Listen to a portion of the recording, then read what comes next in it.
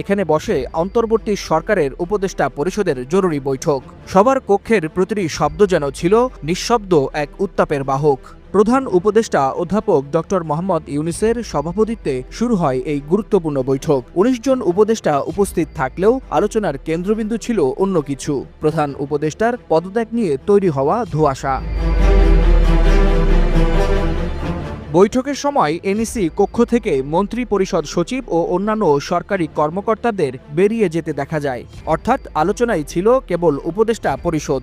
ওয়ালটন আবারও মিলিনিয়ার অফারে ওয়ালটন ফ্রিজ কিনে আপনিও হয়ে যেতে পারেন মিলিয়নিয়ার। মিলিনিয়ার ছড়াছড়ি দেশ জুড়ে, এটা শুধু ওয়ালটনই পারে। মূলধারার রাজনীতির টানাপোড়েনে এই বৈঠককে বিশেষ গুরুত্বের চোখেই দেখছেন সংশ্লিষ্টরা।